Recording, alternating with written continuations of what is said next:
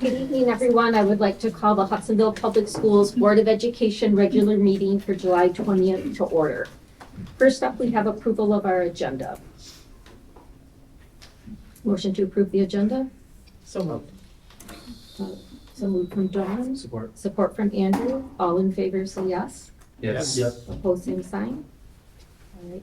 I was asked to do a quick reminder for the board members to make sure that you speak into your microphone tonight for recording purposes. First up, we have recognition of visitors and hearing of people present.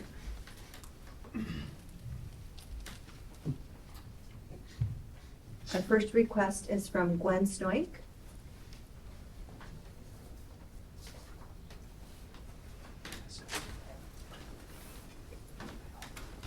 Good evening. Tonight I'm asking the board to establish policy that restricts special interest groups and activists from having access to our school and their children. Nationwide, there's relentless intimidation to pressure people into embracing LGBT ideology. Caucasians are being coerced to proclaim that they're white supremacists, and climate alarmists are ramping up force to make us give up fossil fuels.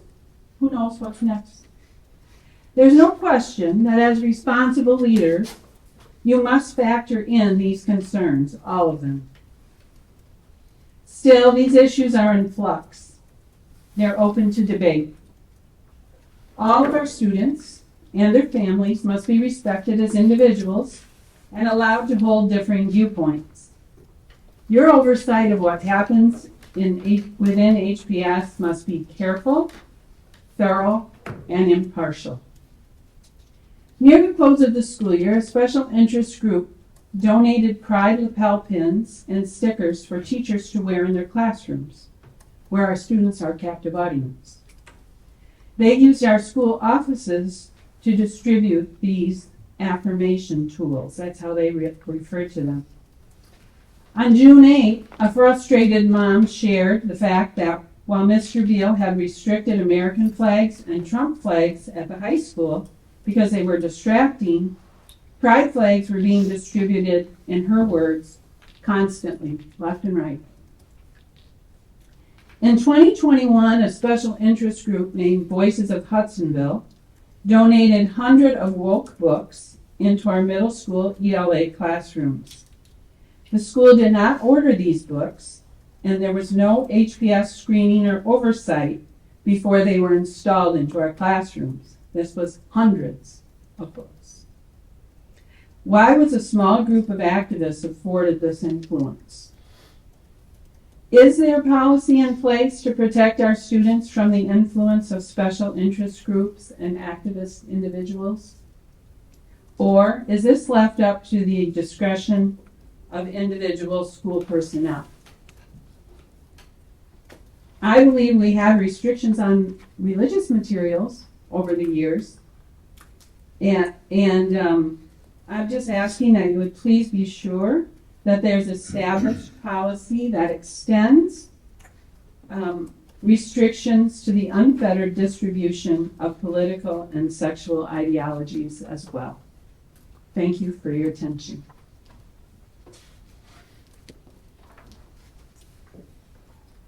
Our next speaker is Andrew Robinson.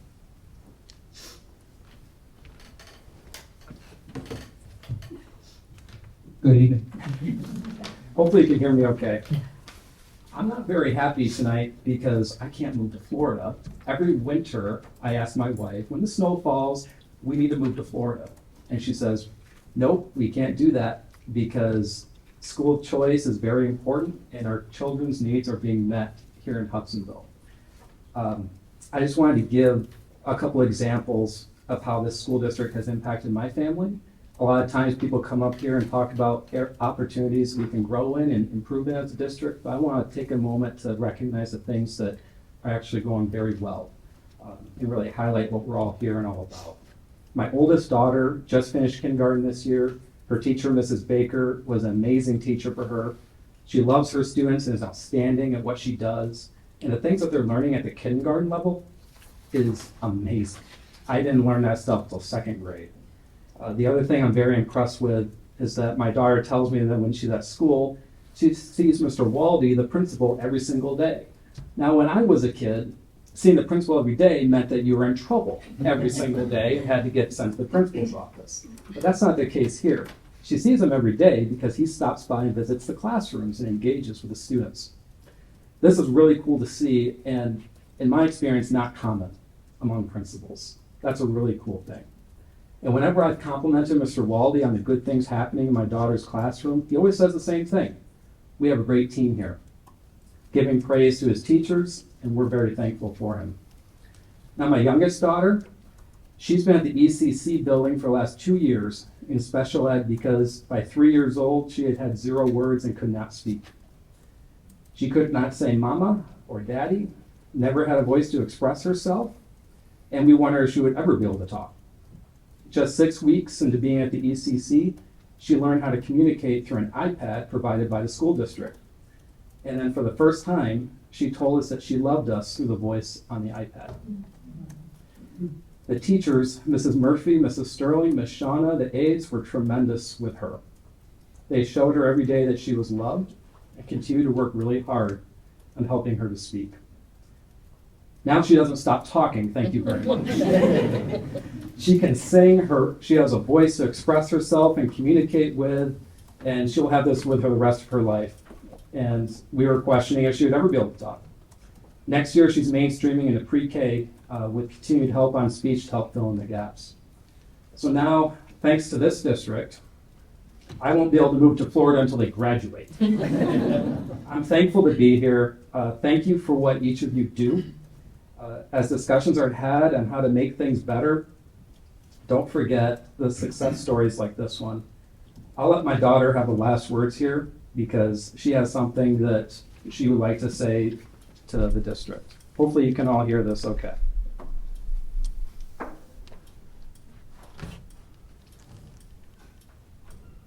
Nope, it didn't come through. She says, "Thank you for teaching me to talk."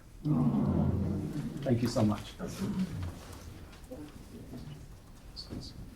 Jamie Fleming.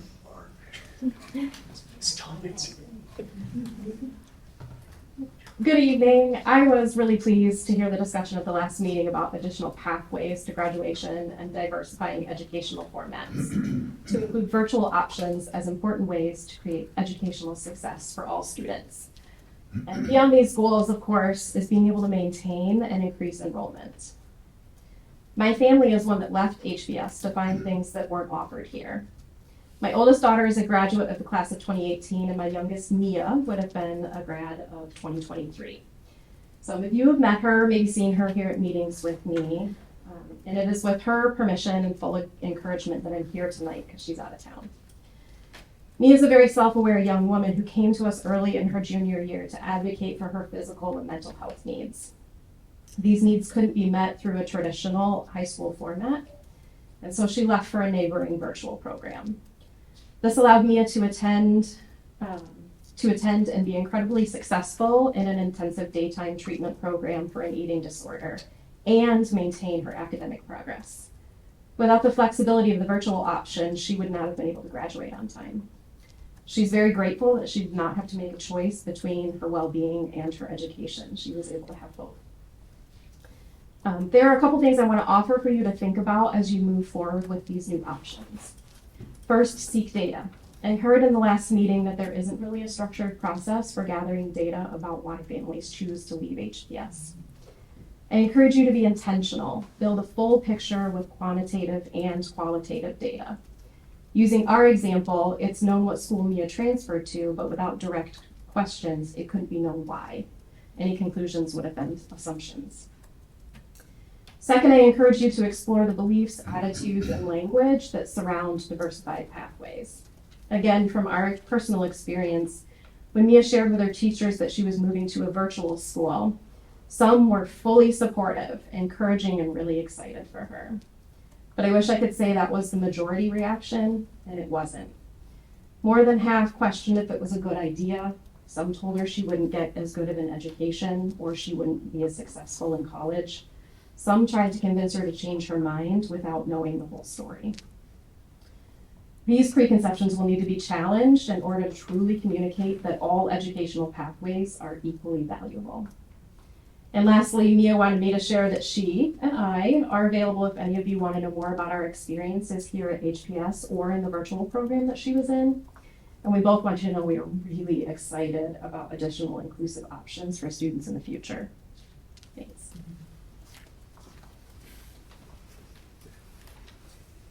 All right, first up, we have our consent agenda.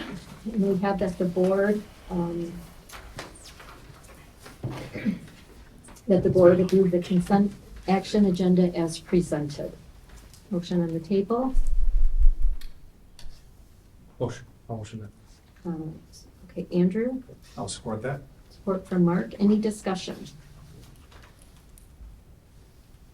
Can I make one reference, Yeah. I'm sorry, to the consent agenda? There's the administrator contract renewals. There's one component there regarding Matt Bear being the middle school assistant principal as well as the middle school athletic director. That hopefully will change later in the agenda, but because of where it fell in the agenda, technically he still is until we have two people here tonight that if you approve, that will change. So if you think that's a typo, it's not. It's intentional because of where it falls in the agenda. Just wanted to clarify that. Any discussion? Okay, hearing none, all in favor say yes. Yes. Opposed, same sign. Consent agenda approved. Okay, next we move on to our regular action items, and first up, we have our board meeting schedule. So you see in front of you the recommendation for the board meeting schedule. You have the regular meetings and the work session. There are a couple that were altered. I did share that with the board of some of the why. Again, these are posted online. They can always change if needed based on circumstances. Additional meetings and so forth will follow the rules regarding when they're posted. But these are the recommendation for the dates for next year. Taking place in this building, 6 p.m. start, as was established by the board about a year ago. Year and a half ago? I don't know when we changed it to 6 o'clock, but there it is. Okay, so we have a motion made to set regular Board of Education meetings to the second Thursday of the month and the work sessions for the fourth Monday of the month unless indicated on the attached schedule that Dr. Vanderjack has distributed. Motion's on the table. So moved. Dawn? I'll support. Support from Nick. Any questions? So all regular meetings will be here. That is the plan. Good. Yep. And work session. And work sessions. And work sessions, Yeah. thank you. Unless there's a large item on the agenda, we think we should move it to the high school. We can do that. We'll post it in plenty of time to do that. We should know ahead of time. Any other questions? Okay, hearing none, all in favor say yes. Yes. Opposed, same sign. The meeting schedule's approved. Next up, our bank depositories, and I don't know if Mr. I can Brooks is take that. gonna- There's no changes to the bank Okay. depositories for next year. There's a recommendation for next year to use the same banks that are used. Okay, so we have a motion that Hudsonville Public Schools use the following financial institutions for the 23-24 school year that are listed in your board packet. Motion's on the table. So moved. Andrew, I'll support that. support from Mark.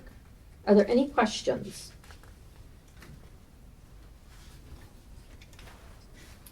Hearing none, all in favor say yes. Yes. Opposed, same sign.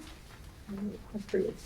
Next up, we have our legal firms. Same thing, no changes to legal firms. We did have one adjustment last year. We had a legal firm that combined with another firm, but it's no longer there, so same legal firms as last year. All right, we have a motion be made that the Hudsonville Public Schools use the following legal firms during the 23-24 school year as listed in your packet. Motion to approve. Okay, we have Nick with support from Mark. Mark. All right. Any questions on the legal firms?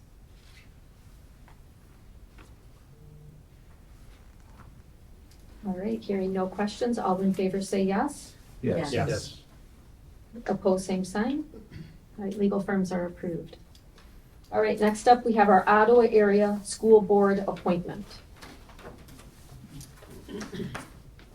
I don't have it in front of me. Sorry. Bill Ross. Oh, Amy I'm sorry, to the Ottawa. So Bill Ross is the recommendation to serve in that capacity. All right.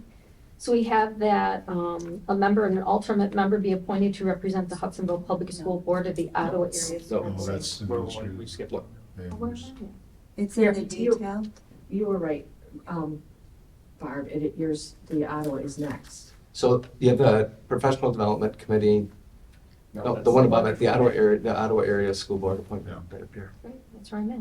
Yeah, you're right. Oh, sorry. That is to appoint a board member and an alternate. Sorry, Barb. Oh, to the Ottawa. So we need, sorry, the next one is Amy Taylor and Bill Rush. So we need a, Don't do this to me, Ted. I don't have it. It's not only Amy surprise. Yeah, I know. Peter Stronger. So we need a board member and an alternate to serve on the Ottawa, school board. Because who did that, last year, was that Larry, and then when he left, or how did? Andrew. Andrew It was picked up Larry her- and Andrew Okay, I want to say it was Andrew and then you picked it up, Dawn, didn't you? as an that was, alternate. that was That for was the for voting. voting, That was for the for, voting. yeah. Oh, no, here it is, too. I think it was Chad Dawn before, because that was before my time, Ah, but that's gotcha. okay. So we need a member and an alternate member. Who would like to volunteer? Do the board members know what that involves? They have meetings that you can attend. There are meetings they ask you to attend. Usually there are 2 a year that you should attend. They usually feed you, having done it before. It's a good experience for a new board member. I'll nominate myself to be the, I mean, you said food, you had me at food. Yeah, exactly. So Andrew, then we can vote. So Andrew, and then we need an alternate? I will serve as Andrew's right-hand person. All right. You don't both go. If you can't go, You then can't go then then. Rick would go. You only get one meal. All right. Can we see We'll the look at the- menu I before? was gonna say, we'll look at the menu. I don't want to disappoint you. A lot of times it was a box lunch. All right, so we have that resolved on a member and an alternate member, with our member being Andrew and our alternate being Greg, be appointed to represent the Hudsonville Public School Board at the Ottawa Area School Board Association's Board of Directors for the 23-24 school year. That's our motion on the table. So moved. Our movement by Dawn Support. and support by Ken. All right, any discussion?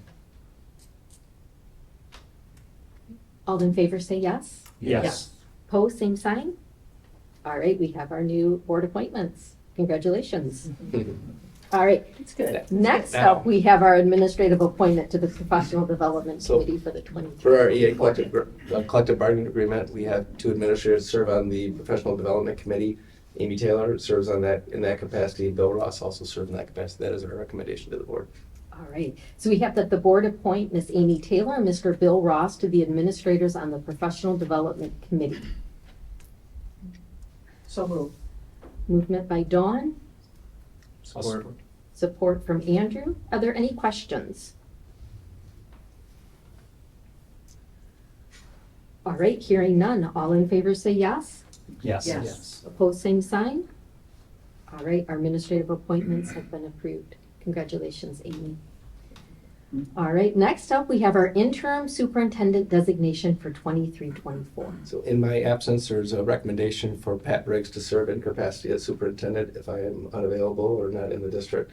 And that has been that since I've been here, so that would be our recommendation again. All right, so we have that the board appoint the assistant superintendent of business and finance to serve as the interim superintendent in the event of Dr. Vanderjack's absence. So move. Movement from Nick and support from Support. Ken. All right, any questions? Hearing none, all in favor say yes. Yes. Opposed, same sign. All right. Next up, we have our professional memberships. So there are 2 memberships that the board traditionally has been involved in, Ottawa Area ISD, which you just nominated 2 people, so I hope you stay with them because otherwise you don't have to go back to that one. And the Michigan Association of School Boards. All right, so we have that the board approved professional memberships with the Michigan Association of School Board and the Ottawa Area Intermediate Association of School Boards. So moved. Movement by Ken, Support. support from Dawn. Are there any questions? I'm assuming there must be an annual membership fee. There is. We've already paid it, so I'm glad that you just. All right, any other questions? Okay, hearing none, all in favor say yes. Yes. Opposed, same sign. Motion passes. Next up, we have our school bond loan application.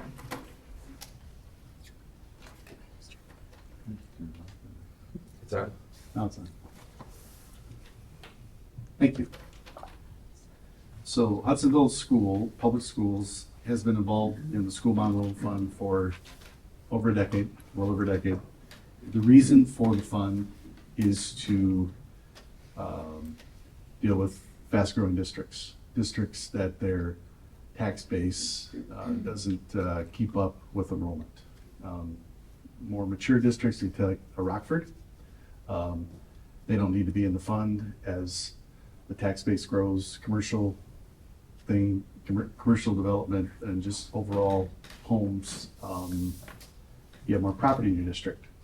You don't need to borrow from the fund, but really, Hudsonville Schools is really I would say, the poster child for the school bond loan fund. It's served us very well, and what happens is, as the district tax base is constantly growing, we pay back our loan from the state. It helps us make our bond payments.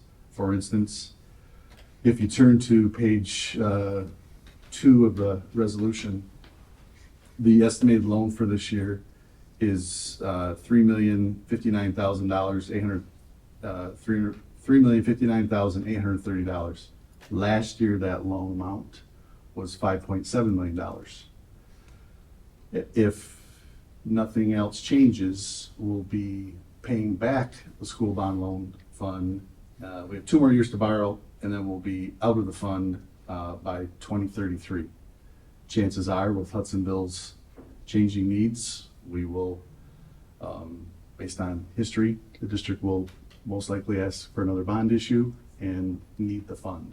But the tax base, last year, Hudsonville's tax base increased by 10%, was the top in the ISD. So, and Georgetown Township in particular was one of the top in the state. You know, it's been one of the fastest growing townships in the state for a long time, at least far before 2015 when I got here. So, yeah, so the resolution is asking for the board's authority to continue to borrow. We need to borrow. So it's our recommendation that this be approved, and the balance, like as I said before, if nothing else changes, if we don't use the fund again, it's estimated we'll be out of the fund by 2033.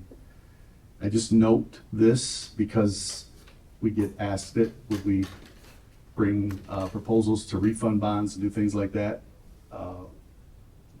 We usually get, these are very conservative numbers, very conservative tax growth numbers that we have to use for this. And in actuality, we'll be out of the fund far sooner than that because of our tax growth and tax base. So, yeah. Tried to cover a lot of things quickly there, but any questions on any of that? Do I remember correctly that at one point in time, they did talk about changing the rules on that? And they did or they didn't?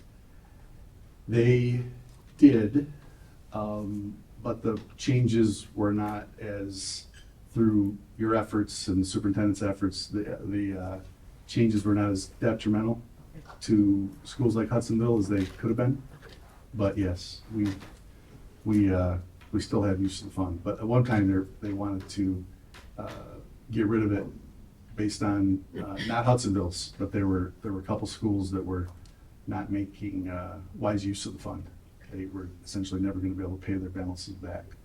But that had never been a situation with Hudsonville. Okay. We've always used the fund far less than we could have. Mm-hmm. But there's been, in the last bond issue, we could have, you could have asked the people for at least $20 million more than the $139 million you actually approved. So, yes. Thank you. Pat, what's the alternative to this not being there? Yeah, so there's a good question. There's schools that that don't use the fund.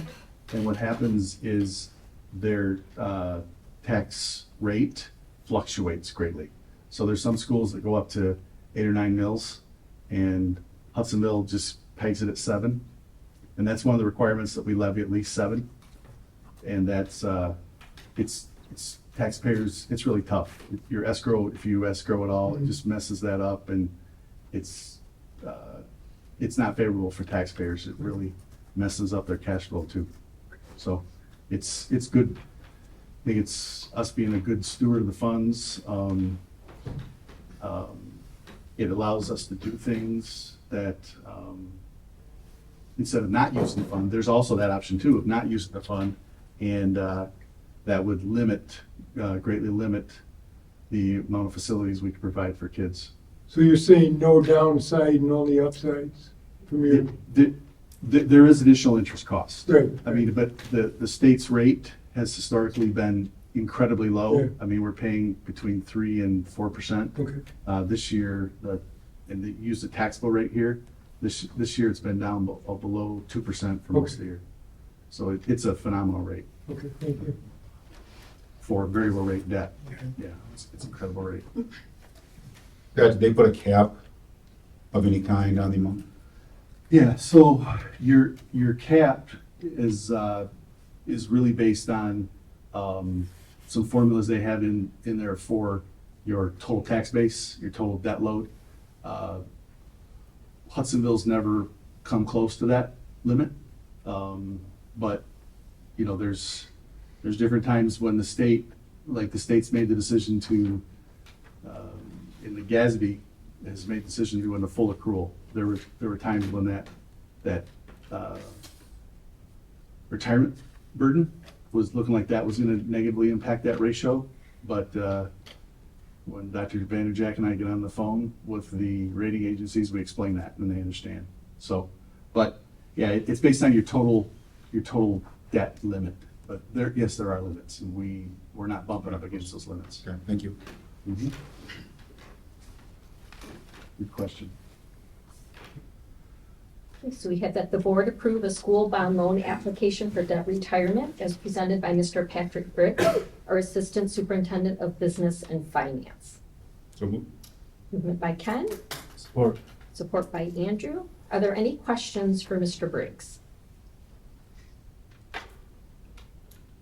Hearing no additional questions, all in favor say yes. Yes. Opposed, same sign. All right, the school bond loan application is passed.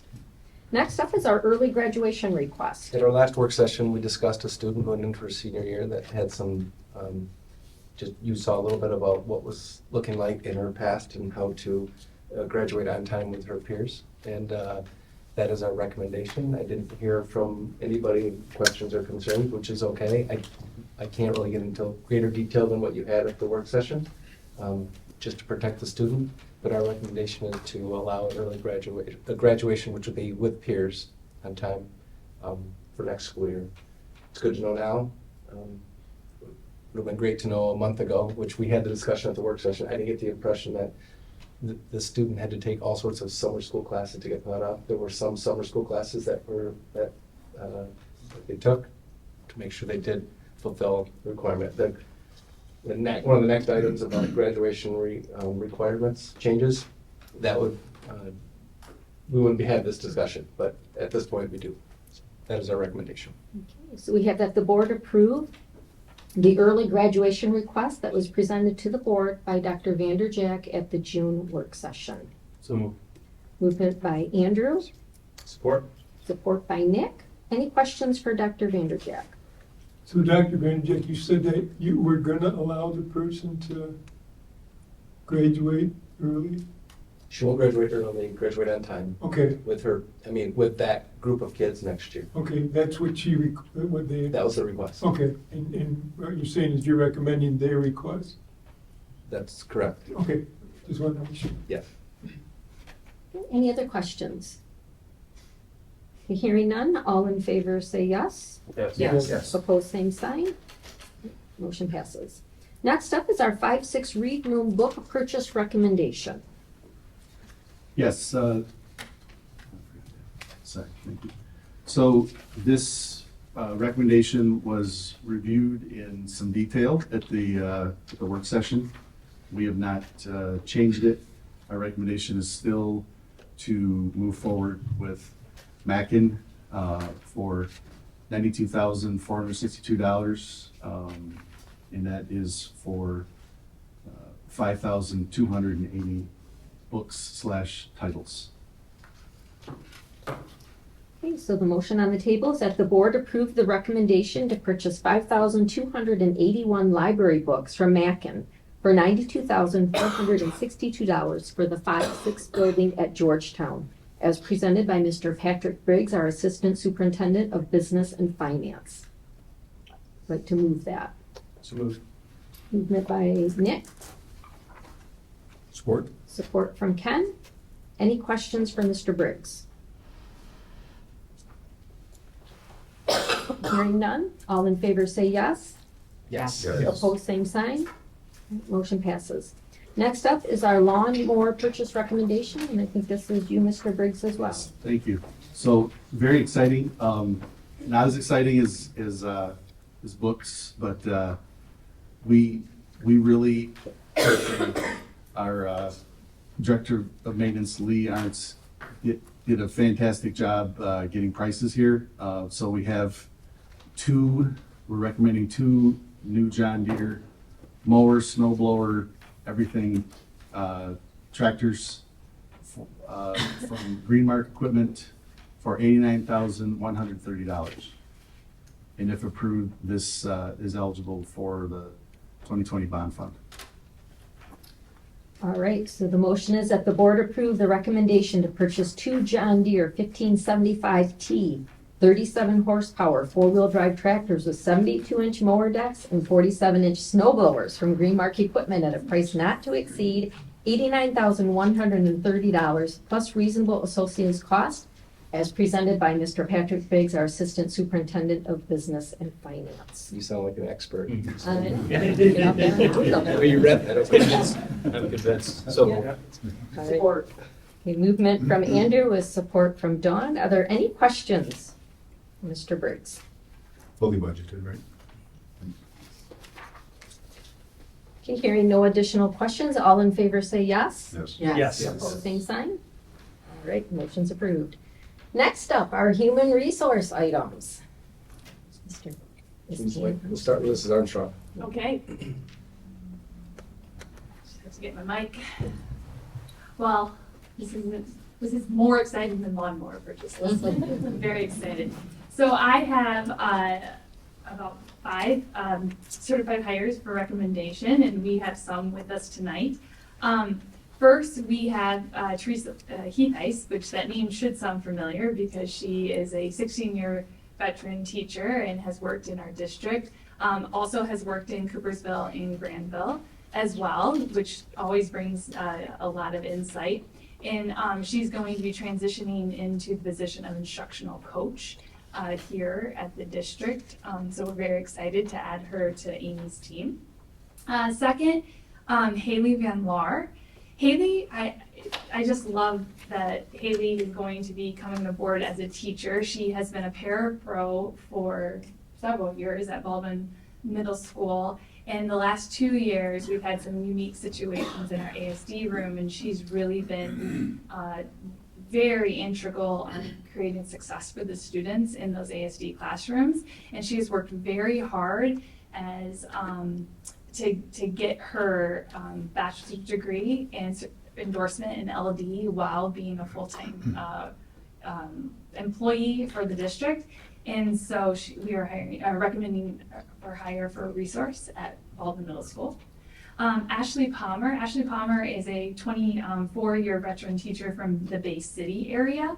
And she was recently married and is moving here. And she did a long-term Spanish at Granville High School and became highly recommended from Granville and just is a delightful person. And it's July, so we don't have as many people here, so I apologize, but you'll meet them at dinner. Anyway, and so Ashley Palmer is being recommended. She'll do the majority of her day at Baldwin Middle School in Spanish, and then she'll have 1 hour at high school as well. And then we have Kate Webb, who is here. You can wave or stand, whatever you would like to do.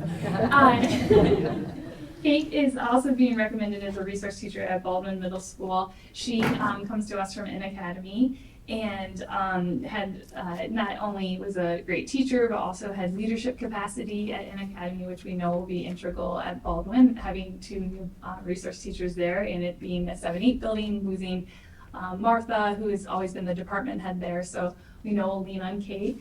She also just took an amazing trip to Ireland. And so recommendation for that. And then finally, we have Meg Morehouse. And Meg is being recommended to be a PE teacher at the high school. Meg did her student teaching at my old stomping ground of Mac Bay Middle School in West Ottawa, but then also here at Georgetown. So I was like, oh my gosh, she did learn from the best. And so she's a graduate of Hope College. You might recognize her name because she's also a stud basketball player. And we're hoping to see if maybe also while teaching health and other PE courses, maybe she'll coach for us someday as well. So we're very excited for the recommendation of Meg. So those are our 5 certified recommendations for hire. So we have that the board approve the following certified hires as presented by Ms. Ann Armstrong, Assistant Superintendent of Human Resources. We have Teresa Heathis, Haley Van Laar, Ashley Palmer, Kate Webb, and Meg Morehouse. I move that. Movement by Ken. Mark, I'm sorry. I heard you. And support? Support. Support by Andrew. Yep. All right. Who said it? Yes. Yes. Okay. All right. Any questions for Ann? All right. Well, welcome to our new hires. All right, hearing no questions. All in favor say yes. Yes. Yes. Opposed, same sign. All right, welcome very much.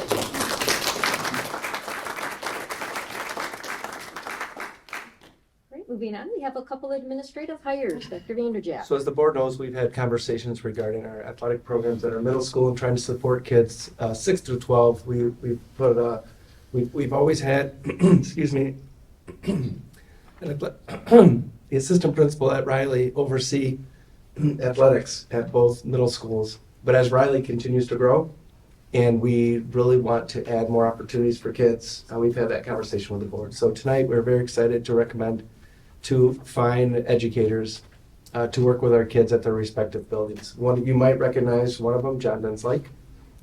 John's been at our middle school for how many years? 15 years. I just gave you 18, so. I'll take it. Get a lot more too.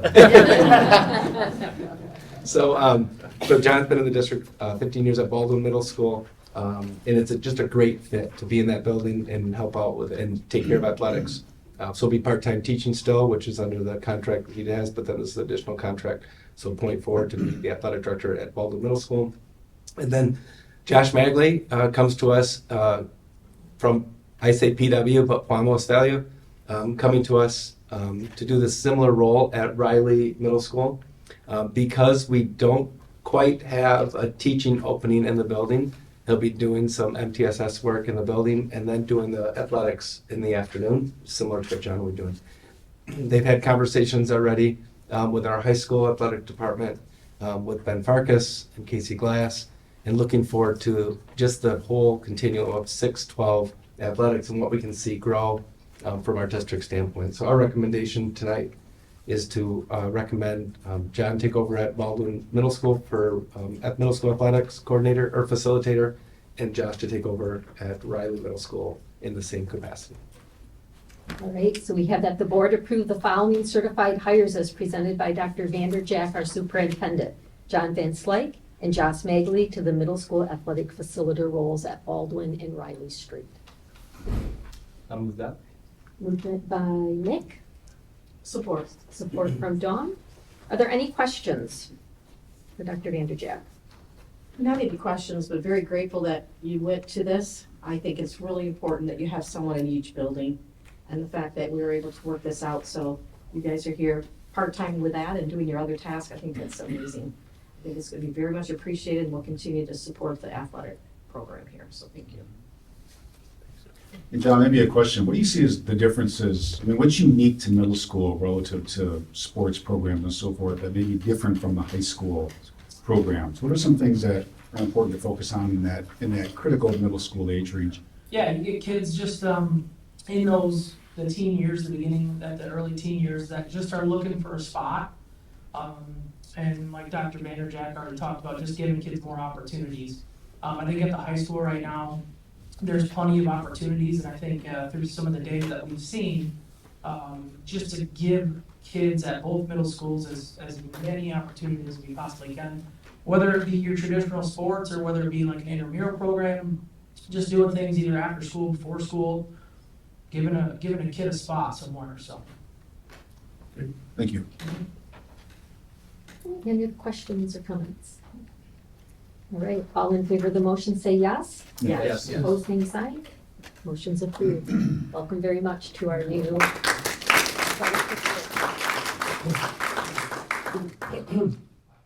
Okay, next up, we have board policy revisions with Dr. Vanderjack. So we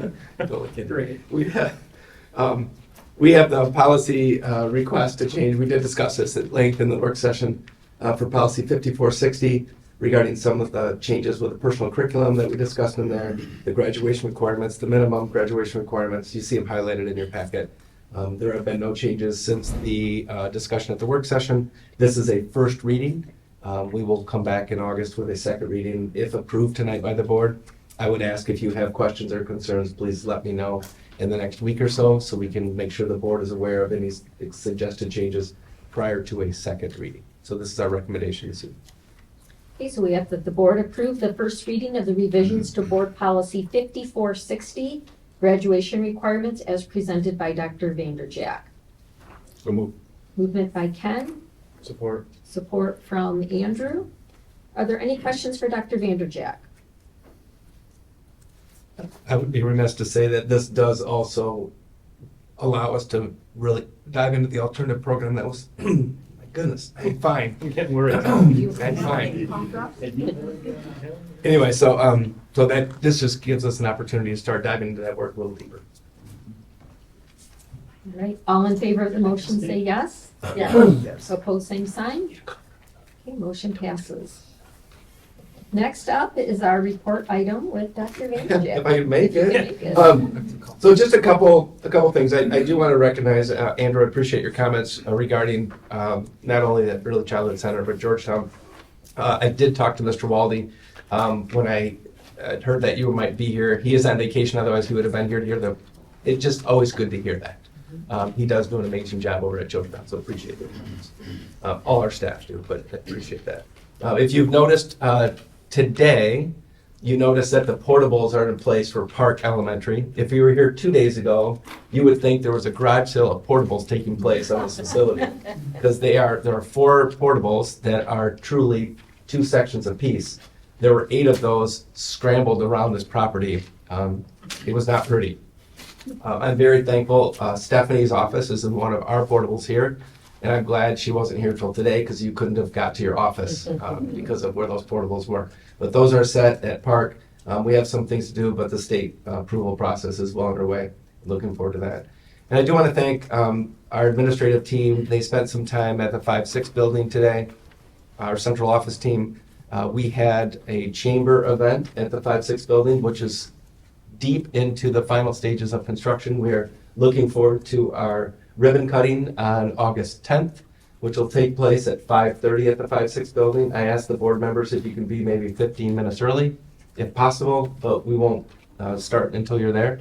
We'll have a board meeting following that, but then we'll open up the building. The building is in great shape. I'm thrilled to report that there are 3 similar buildings opening in the Western Michigan area. I'm not going to name the districts. However, ours is in much better shape than the other 2.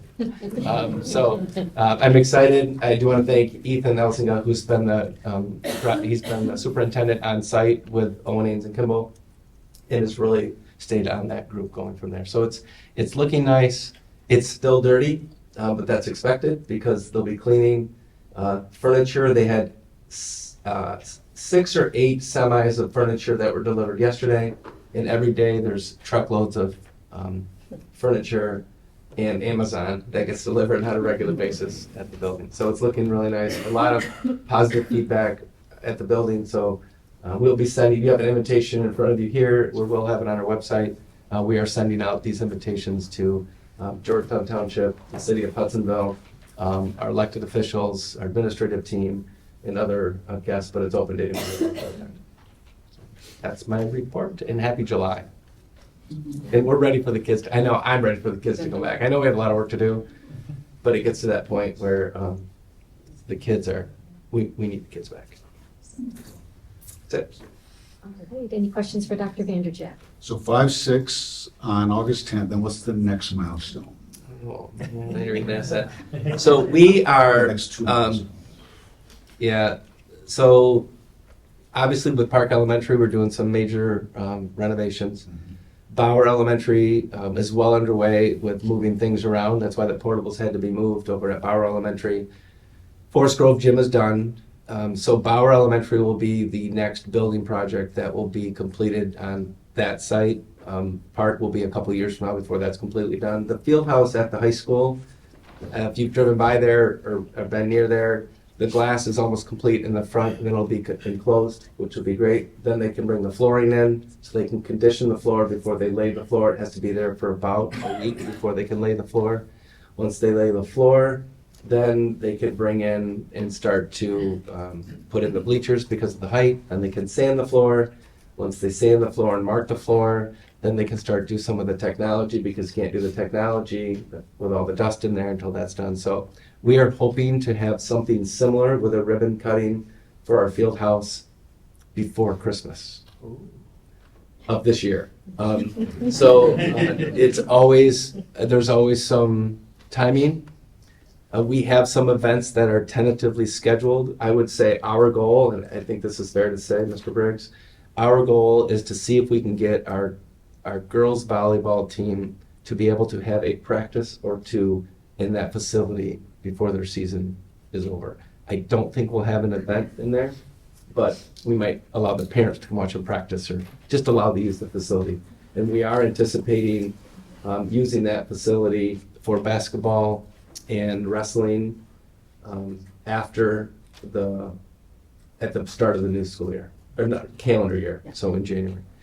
We do have an event scheduled there the Friday before Christmas break that we hope to have our big kickoff, ribbon cutting. Our girls and boys basketball team will be playing Unity Christian in basketball. And the goal is to make this a big community event. Mr. Grove from Unity Christian, we're very close. We talked a lot about this. We've been kind of planning this for a while. It all comes down to timing. And right now, we're very optimistic that we'll have that up and going. The scoreboard is on site already, which is one of the things you think about, but it's in storage because they don't want it to get dirty. So I don't know if that answers your question. Yep, you said Bauer was, So Mower, we hope to have they have a gym and 2 classrooms going on, and some small group instruction rooms and some bathrooms, which is a key to that building. Yep. We hope to have that open by the fall of 24. Any other questions for Dr. Vanderjack? All right, we will do a board roundtable, and I will start on my left with Mr. Mark Davis. I'm all set. Thanks, and welcome to the new teachers and administrators. Good to have you here. Yes. Welcome, everybody. And welcome back, Andrew. Yes, thank you. I was going to say, successful trip out west with 24 seniors. Everyone. How many did you leave with? We left with 24. I thought you left with 25. I was serious. I thought you left with 25. We left with 24. Everyone came home safely. It's a great trip, wonderful experience for those kids and for us teachers, and also my little ones and my wife as well. So great opportunity, and I'm happy to be part of it. So thanks for all the support from everybody. excellent. Well, thanks for your dedication to the program. I mean, keeping that going. It's something that's unique to Hudsonville, special about this district, another thing that's special about this district. And your dedication to that, as long as, obviously, Mr. Bolheis is really commendable. So thank you for that. Love to see the graduation requirements, that policy change pass. I think that opens it up for more students to take advantage of the excellence we have here at Hudsonville, at the same time as recognizing the needs of different students and where we're at. And so appreciate the comments relative to our teaching staff, our administrative staff. So positive to hear that. Thank you for that. Thank you. Mr. Bolas? Okay. Thank you. I'd just like to piggyback on Ms. Fleming's remarks about finding out why people are leaving. And there's a variety of different reasons, but I think that that's something important for us to put into effect over the next several weeks and months, so we have that information. Other than that, it's fine.